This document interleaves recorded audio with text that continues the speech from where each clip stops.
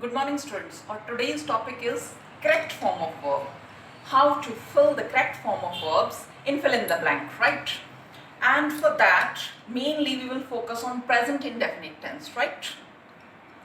Now, I'm going to provide you a very special formula which I have invented, and with this formula, you will be able to solve correct form of verbs till 98%. Why I'm saying till 98%, not 100%, because 2% is which will we will consider human error, या फिर ऐसा हो कि आपने बिल्कुल दिमाग ही नहीं लगाया और हाँ ठीक है मैम ने इतना अमेजिंग फॉर्मूला दिया हुआ है, बस वर्ड्स देखे और फिल कर दिया, बिल्कुल दिमाग लगाना ही नहीं है, कुछ सोचना नहीं है हमें, ओनली देन वो 2% सिर्फ उसमें कंसिडर होगा, तब गलती होने के चांसेस है। अदरवाइज 98% तक जो है आपकी प्रॉब्लम सॉल्व होने वाली है इस अमेजिंग फॉर्मूला से, right? And the formula is doctor who uses upper gear, right? This is the formula. Now you will say what is this Dr. Ho? ऐसे हम इसको याद रखने के लिए मैंने एक फॉर्मूला बनाया कि कौन कौन से वर्ड्स हम उसके लिए फॉर्मूला इन्वेंट कर दिया है। अब इसमें है क्या, आप ऐसे सोच सकते हैं कि डॉक्टर हो एक चाइनीज है, राइट? अब वो चाइनीज भी जो है कोरोना की वजह से सब चाइना को छोड़ के और इंडिया में आ रहे हैं कि प्लीज हमें यहाँ पे जॉब दे दीजिए और कुछ करने दीजिए, तो उन्हें बीएसएनएल कंपनी जो हमारी इंडिजिनस जो ब्रांड हमारी कंपनी है फोन्स की, वो दी गई है कि ठीक है इसको गियर अप कीजिए, राइट है, इसको चलाइए और आगे बढ़ाइए, क्योंकि मोदी जी ने भी बोला है कि अपने खुद के प्रोडक्ट्स यूज कीजिए। So BSNL is your own company, right? तो इस ढंग से हम लोग इसको याद रख सकते हैं कि डॉक्टर हो आए हैं और किस तरह से वो गियर अप करेंगे। चलो हम भी देखते हैं वो क्या नया इन्वेंट करेंगे, कैसे इसको गियर अप कर सकते हैं, राइट? अपर गियर प्लान जो लेके आए बीएसएनएल के लिए। So now focus on our formula, let's start. So this is our formula, doctor who uses upper gear BSNL. अब इसको मैं क्लियर करूंगी, formula for present indefinite tense है ये, right? Fill in the blank. इसमें present indefinite tense में हमें करना क्या होता है, V1 और V1 प्लस SEIS का हम लोग इसमें यूज करते हैं, और जहां पे नोट वाले या क्वेश्चन मार्क वाले यानी इंटेरोगेटिव अगर सेंटेंसेस होते हैं उसमें डू या डज का हम लोग यूज करते हैं। That I have already told you, if you have not watched my previous video on tenses then go back there and watch my previous video, right? Now come to the formula. This is doctor who uses upper gear. अब इनसे BSNL, right? अब इनसे बनेगा क्या, D से daily. अगर daily word आ जाता है, फिल इन द ब्लैंक में आपके डेली वर्ड आ जाता है, आपको प्रेजेंट इंडेफिनिट टेंस यूज करना है। इसी तरह से हैं ये सारे वर्ड्स, ताकि हमें याद हो जाए, इसलिए मैंने ये फॉर्मूला आपको दिया है। तो कौन कौन से वर्ड से कौन कौन से वर्ड्स हमें याद रखने हैं, किसमें हेल्प मिलेगी और वर्ड आ जाते हैं तो प्रेजेंट इंडेफिनिट टेंस का कैसे यूज करना है, ये सब बताने वाली हूँ। सो डॉक्टर यानी डी से डेली, आर से रेयरली, रिसेंटली, रादर, H से habitually, habit, O से often, observe, occasionally, once, right? इसको often बोलते हैं, हमारे ब्रिटिश एक्सेंट हमारे यहाँ यूज होता है तो often बोलते हैं, अमेरिकन में इसको often भी बोलते हैं। So both are right, no problem, right? So you say usually, अब यूजेस का यू से यूजली वर्ड आता है तो एस से सी, अगर सी वर्ड आता है, और इसी के साथ मैं आपको क्लियर कर दूं कि फील, हियर, सी, वॉच, अगर इस तरह के वर्ड्स ये आते हैं जो हमारी 5 सेंसेस से रिलेटेड हैं और वो भी विदाउट साइन ऑफ एक्सक्लेमेशन आते हैं, तो प्रेजेंट इंडेफिनिट टेंस का यूज होगा। अगर इनके साथ साइन ऑफ एक्सक्लेमेशन आ जाता है तो प्रेजेंट कॉन्टिन्यूस का होगा, वो मैं नेक्स्ट प्रेजेंट कॉन्टिन्यूस वाले में आपको क्लियर कर दूंगी, राइट? अभी फिलहाल के लिए आप याद रखिए ये सी, अगर सी वर्ड आता है तो present indefinite tense, not this, right? ये without, yes, feel, hear, see, watch, ये विदाउट साइन ऑफ एक्सक्लेमेशन आते हैं तो प्रेजेंट इंडेफिनिट टेंस।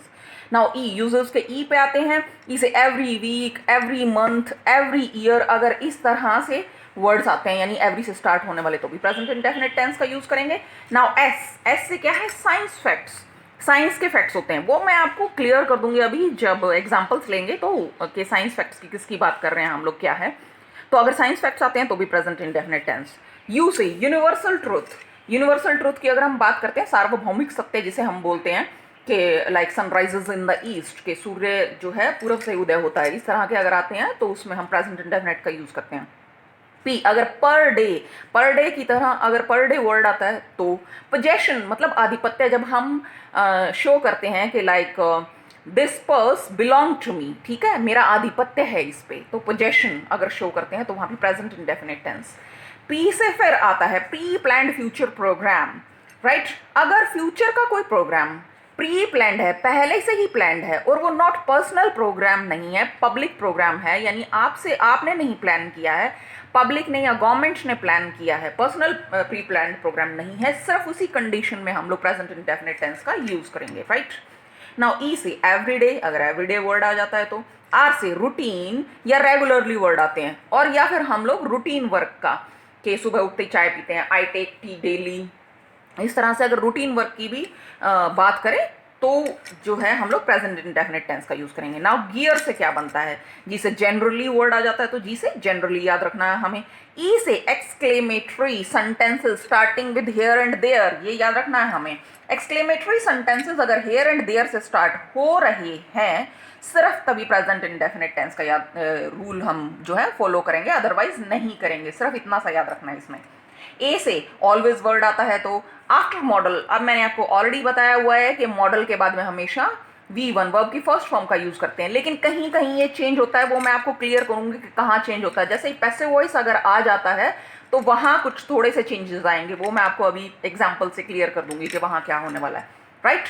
सिर्फ वो थोड़ा सा आपको ध्यान रखना पड़ेगा, otherwise you can make it wrong, right, otherwise you can do any mistake, right.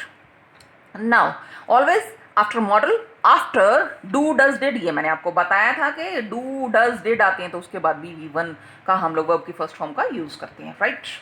अब आर से रनिंग कमेंट्री, अगर रनिंग कमेंट्री आ गई है तो उसमें भी हम लोग जो है V1 का यूज करेंगे। बी से बिड वर्ड आता है तो बट आता है तो बेटर आता है, तो ये कंडीशन के साथ आएंगे, कहाँ पे क्या, I will show you with examples, right. S से सेल्डम आता है तो समटाइम्स आता है तो स्वेयर आता है तो स्वेयर कसम खाना, अगर इस तरह के वर्ड्स अगर आते हैं तो, राइट। एन से नियर, नोटिस, नियर बाय, और एल से लेट, तो ये हमारा कंप्लीट फॉर्मूला है। अब हम इसको जो है एग्जाम्पल्स के साथ देखेंगे कि कैसे बनने वाला है, क्या होने वाला है। अब आपको सारे ही वर्ड्स याद हो गए, let's see. Now present indefinite tense के एग्जांपल्स ले लेते हैं, ये एक्सरसाइज है हमारी। I seldom go to the theatre, right.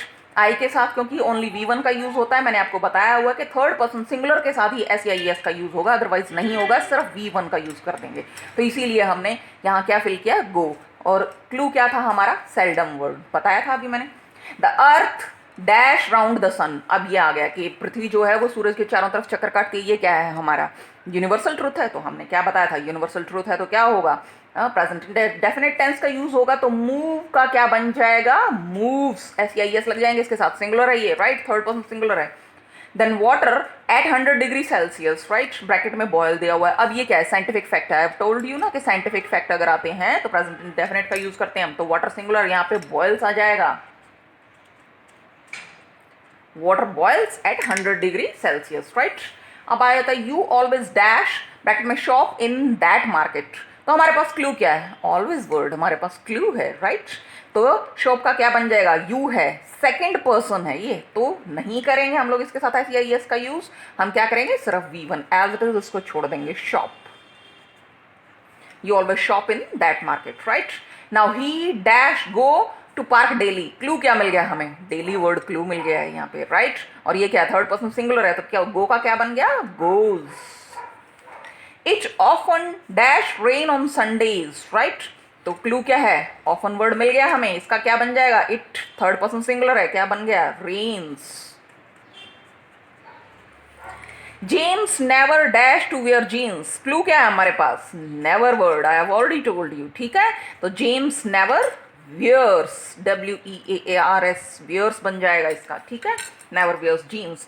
Meena dash go to cinema every Friday, every word हमारे पास क्लू मिल गया हमें, तो मीना थर्ड पर्सन सिंगुलर है, क्या बन गया, goes, right. We sometimes dash go to the ice cream parlour, clue हमारे पास कौन सा वर्ड है, समटाइम्स, इसीलिए तो मैंने वो वर्ड्स दिए हैं, वर्ड देखो फिल कर दो, no problem, your 98% problem is going to solve now. तो क्या बन गया, वी क्या है, फर्स्ट पर्सन है और वो भी प्लूरल है, तो गो का गो ही रहेगा, we sometimes go to the ice cream parlour. I dash not take picture usually, अब नोट इसने दिया हुआ है कि हमें इसको क्या बनाना है, नेगेटिव दिया हुआ है, इसीलिए ये नोट दिया हुआ है, बेवकूफ नहीं है ये, ठीक है। तो क्या बनेगा, नो आई के साथ हम क्या यूज करते हैं अगर नेगेटिव वाला होता है, तो आई हैव ऑलरेडी टोल्ड यू कि डू का हम यूज करते हैं। डू डज जो है हमें नेगेटिव या जब इंटेरोगेटिव सेंटेंसेस बनाने होते हैं तो हम यूज करते हैं। तो यहाँ क्या बन जाएगा, आई डोंट टेक यानी डू नॉट टेक, इसका कॉन्ट्रैक्शन बना देंगे डोंट, ठीक है। आई डोंट टेक पिक्चर्स, और हमारे पास क्लू क्या था, यूजली वर्ड था, that's why we have done that. अब है rice dash not grow in cold climates. ये क्या है, साइंटिफिक फैक्ट है कि जो राइस की जो चावल की फसल होती है वो ठंडे क्लाइमेट में नहीं पैदा होती है। इंडियन क्लाइमेट चाहिए होता है, ह्यूमिड क्लाइमेट चाहिए होता है हमें उसके लिए, right, clumsy weather. Now rice, तो क्या बनेगा इसका, राइस क्या है, थर्ड पर्सन है और सिंगुलर भी है, तो क्या बन जाएगा, राइस डज नॉट ग्रो, ठीक है, राइस डजंट ग्रो, कॉन्ट्रैक्शन बना दो। और बताया था कि डू डज के साथ में वर्ब की फर्स्ट फॉर्म आएगी, यहाँ एस या ईएस मत लगा देना, right, does already carries ES, right. My father seldom dash, हमें क्लू क्या मिल गया, seldom, my father seldom watch TV, तो my father third person singular, क्या बन गया, वॉचेज। और एक ध्यान रखना, टीवी वॉच करना होता है, सी नहीं होता है, इस चीज़ का भी ध्यान रखना। अगर किसी चीज़ टीवी या मोबाइल इस तरह से हम लोग तो बहुत ध्यान से देखते हैं तो वहाँ वॉच का यूज़ करते हैं वर्ड, सी का नहीं, राइट। नाउ शी जनरली, वाह, पहले ही क्लू मिल गया, generally, she generally dash exercise. So क्या आएगा, नोट दिया हुआ इसने, यानी हमें इसको नेगेटिव में बनाना है, तो शी क्या है, थर्ड पर्सन सिंगुलर है, तो इसका क्या बन जाएगा, does not, doesn't take exercise. Now come to the 14th sentence. The headmaster retires next week. अब आप कहेंगे मैम ने यहाँ retires क्यों फिल किया हुआ है, या तो next week, next दिया हुआ है वर्ड, तो ये तो जो है फ्यूचर टेंस का होना चाहिए था। रिलैक्स रिलैक्स, इसके लिए भी क्या प्रॉब्लम क्या है, actually headmaster retires next week, ये क्या है, प्री प्लान्ड फ्यूचर प्रोग्राम है जो इन्होंने खुद नहीं प्लान किया है। हेडमास्टर क्या खुद से तो रिटायर होने वाले नहीं है, उन्हें क्या क्या गवर्नमेंट रिटायर करने जा रही है, जब 58 की एज हो जाती है तो गवर्नमेंट रिटायर कर देती है, राइट। तो जब काम हम खुद से नहीं कर रहे हैं, एक तो ये तो क्या शो हो रहा है, एक तो पैसिव शो हो रहा है, ये पैसिव का है, दूसरा क्या, ये प्री प्लान्ड फ्यूचर प्रोग्राम है, नोट बाय सेल्फ, यानी इन्होंने ये खुद तय नहीं किया है। अगर खुद फिक्स किया हुआ होता, मान लो कि मैं अगले हफ्ते जो है, नेक्स्ट वीक जो है मैं दिल्ली जा रहा हूँ या समथिंग लाइक दैट, तब हम फ्यूचर का यूज़ करते, लेकिन ये प्री प्लान्ड फ्यूचर प्रोग्राम है which is not fixed by his self, उन्होंने खुद से फिक्स नहीं किया हुआ है, किसी और ने फिक्स किया, गवर्नमेंट मतलब पब्लिकली फिक्स हो रखा है या गवर्नमेंट ने फिक्स किया हुआ है। तो हमें यहाँ पे इस बस इन्हीं चीज़ों का, जो वो 2% वाला है, यहाँ गड़बड़ कर सकते हो आप इस तरह की, बस वो क्लियर करने के लिए ही मैंने ये पिक किया है इस तरह का एग्जाम्पल, राइट। तो यहाँ पे आपने क्या करना है, प्रेजेंट इंडेफिनिट टेंस का यूज करना है, यानी V1 प्लस SEIS का यूज हो जाएगा, तो रिटायर्स बन गया, that's why I used it, right. Now come to the 15th, CM comes to Rohtak tomorrow. अब आप कहोगे टुमारो फिर से वही फ्यूचर का है, आपने फिर से क्यों इसको प्रेजेंट इंडेफिनिट टेंस बना दिया। अगेन वही रूल है कि ये प्री प्लान्ड फ्यूचर प्रोग्राम है which is not fixed by his self. CM साहब खुद जो है वो फिक्स नहीं करने वाले हैं, गवर्नमेंट फिक्स कर देती है, उनके जो आगे मैनेजमेंट है, ऑफिसर्स, हायर ऑफिसर्स हैं, वो फिक्स करते हैं उनका प्रोग्राम, उन्हें ज़रूरत नहीं होती है फिक्स करने की।